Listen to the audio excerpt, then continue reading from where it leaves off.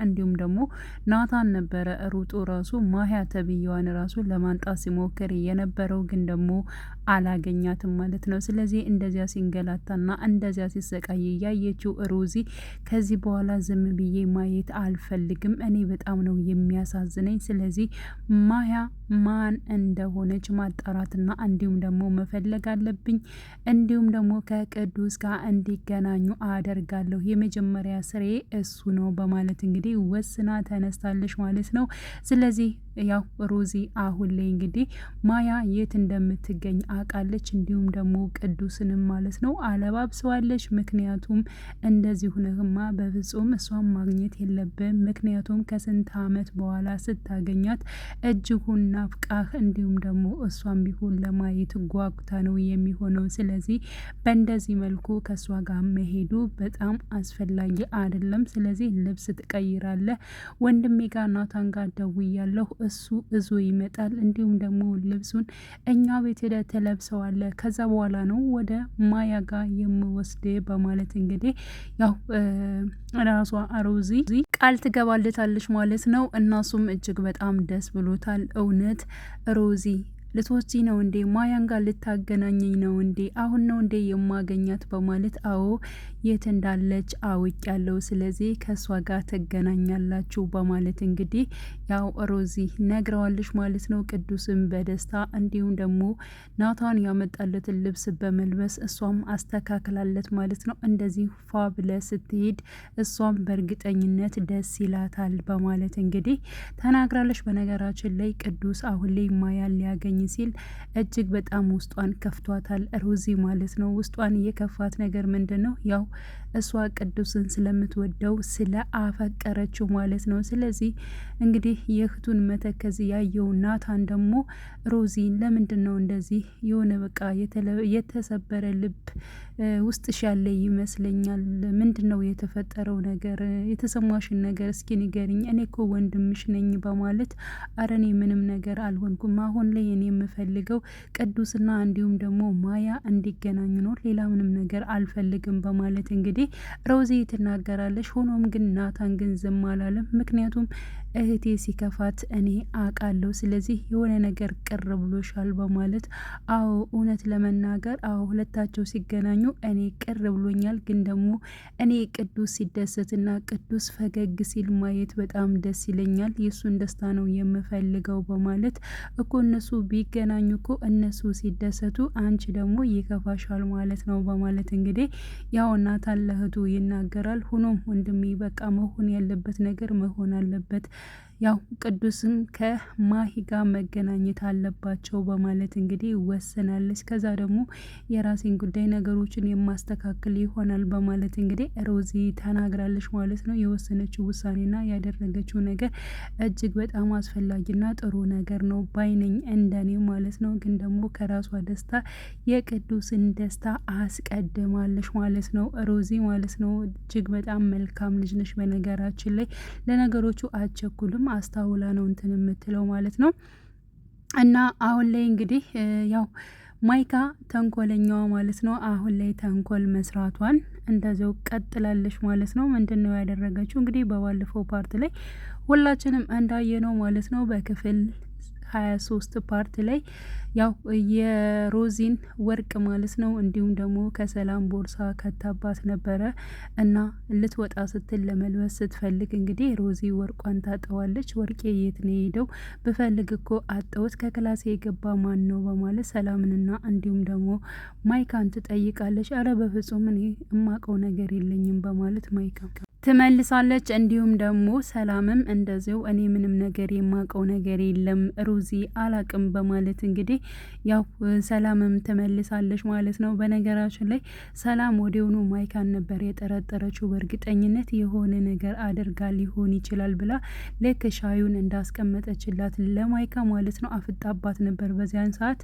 ማይካ ደግሞ ለምንድን ነው እንደዚህ የምታፈጭብኝ በማለት ሰላምን ተናግራት ነበር። ሰላም ግን እየሮጠች ሄዳ የራሷን የናታን ቦርሳ ነበር የፈተሸችው በነገራችን ላይ። ምክንያቱም ማይካ ምን እንደምታረግና ምን እንደምትሰራ ተንኮሏን ከስር ከመሰረቱ ስለምታውቅ ማለት ነው። ከዚህ በፊትም እንደዚህ አድርጋ ስለሆነ እና ቀጥታ ቦርሳዋ ጋር በመሄድ ነበር የፈተሸችው ማለት ነው። ግን ደግሞ ሄዳ ስትፈትሸው ያገኘችው እንግዲህ የራሷን የሮዚን ወርቅ ነበረ ማለት ነው። ልክ ወርቁን እንደያዘች እንዲሁም ደግሞ ያው ማይካና ሮዛ ምጥት ብለዋል ማለት ነው። በመጡበት ሰዓት ላይ ሰላምም እጅግ በጣም ነበር የደነገጠችው፣ ማይካም በጣም ነበር የደነገጠችው ምንም ነገር እንደማያውቅ ማለት ነው። ግን ደግሞ ያንን ነገር ያደረገችው እሷ ነች። ሮዚም ድንገጥ ብላለች፣ ምክንያቱም ወርቁን በሰላም እጅ ስላገኘችው ማለት ነው። እንዴ ሰላም እንዴት እንደዚህ ሊሆን ይችላል በማለት እንግዲህ ሮዚም ተናግራታለች። ሮዚ ቆይማ ላስረዳሽ፣ አንቺ እንደምታስቢው እኮ አይደለም ላስረዳሽ በማለት እንግዲህ ለማስረዳት ብትሞክርም ግን ደግሞ ከበር እንዳትወጣ ማይካ ስትይዛት ነበር። ዘውር በይልኝ፣ አሁን እሷን ማስረዳት አለብኝ፣ ዘውር በይልኝ በማለት እንግዲህ ጩሃ ነበረ ማይካን ያስወገደቻት ማለት ነው። ምክንያቱም ሰላም እጅጉን በጣም ተናዳ ነበር። ያላደረገችውን ነገር አደረግሽ፣ ያልሰረቀችውን ነገር ሰራሽ ስትባል እጅግ በጣም ስሜቱ ከባድ ነው ለመናገር ማለት ነውና ማይካ ጋር በመጮህ እንደገና ደግሞ ሮዚ ጋር በመሄድ እኔ በፍጹም ይህን ነገር አላደረጉትም፣ ሮዚ እንደምታስበው አይደለም፣ እውነት ልሻለሁን ይህን ነገር አላደረኩም፣ ማን እንዳደረገው አላቅም፣ እኔ እንዴት ያንቺን ወርቅ አንስቼ ወስድብሻለሁ፣ እንዴት ነው ይህን ኮኒ መቼም አላስበውም በማለት እንግዲህ ራሷን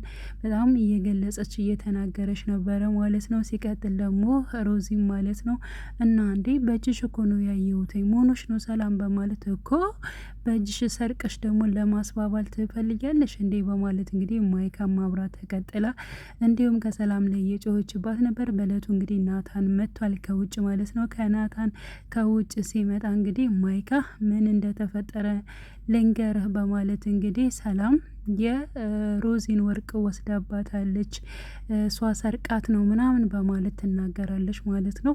እንግዲህ ሮዚም ወንድሟን ጠቀስ ታድርግና ያው አሁንም ከሰላም ላይ መናገር ጀመረች ማለት ነው። እንዴት እንደዚህ ይሆናል በማለት ናታንንም ማለት ነው ሰላም ለማሳመን ሞክራ ነበረ። ወደ ናታን ዘወር ብላ እውነት ናታን ይህን ነገር እኔ ምንም ነገር ያደረኩት ነገር የለም፣ እኔን አታምነኝም እንዴ? ምንም ነገር ያደረኩት ነገር የለም፣ ግን ደግሞ ማን እንደዚህ እንዳደረገ አላቅም በማለት እንግዲህ እጅግ በጣም እሷም እየተናገረች ባለበት ሰዓት ሮዚ ሰላምን ታቅፋታለች። እንዲሁም ደግሞ ናታንም አብረው ይተቃቀፋሉ ማለት ነው። በሚተቃቀፉበት ሰዓት ላይ እጅግ በጣም ግራ የገባት ማይካ ምንድን እየተፈጠረ ነው? ምን እየተካሄደ ነው? በማለት ትናገራለች። እንዲሁም ደግሞ ሮዚ ማለት ነው ወርቁን ማን እንደወሰደው እኔ ራሴ አውቃለሁ፣ ምክንያቱም ወርቁን ስትወስጂ የራስሽ እቃ ከራሴ ክላስ አለ በማለት እንግዲህ ሮዚ ማይካን ተናግራታለች። ማይካ እጅግ በጣም ነበር የደነገጠችው፣ ምክንያቱም ይህንን ሴራ እየሰራችው ይህን ነገር ያደረገችው ራሷ ስለሆነች ማለት ነው። ስለዚህ ውርደቷን ተኮፋፍናለች ማለት ነው። እንዴት በማለት እንግዲህ እየተበሳጨች ነበረ ከቤት የወጣችው። እኔን ያዋረዱ መስሎ እንዴት እንደዚህ ይሆናሉ ምናምን እያለች በጣም እየተበሳጨች ነበረ ማለት ነው። ግን ደግሞ እንደዛም እየተበሳጨች እየተናደደች ማለት ነው ወጣ። በነገራችን ላይ ናታንም ተናግሯታል። ቆይ ግን አንቺ ከዚህ ተንኮልሽ መቼ ነው የምታቆሚ? ሁልጊዜ ተንኮል፣ ሁልጊዜ የሆነ ነገር መስራት፣ ሰውን ማስቀየም፣ ከዛ ውጭ ሌላ ምንም ነገር አታቂም እንዴ? በማለት እንግዲህ ናታንም ተቆጥቷት ነበረ። ሲቀጥል ደግሞ ያው ወዲያውን ነበር የወጣችው። ግን ደግሞ ወጥታ ስትመለስ ደግሞ የሆነ ነገር አስባ ነው የተመለሰችው ማለት ነው። ምክንያቱም የእሷ እቅድ አንድና አንድ ናታንን ለራሷ ለማድረግ ማለት ነው። ስለዚህ አሁን ላይ የናታን ፍቅረኛ ተብዬዋ ሰላም የምትባለውን ማወቅ ትፈልጋለች ማይካ ማለት ነው። ስለዚህ ምንድነው ያደረገችው? በጣም በርከት ያለ ገንዘብ ለሰላም ትሰጣታለች።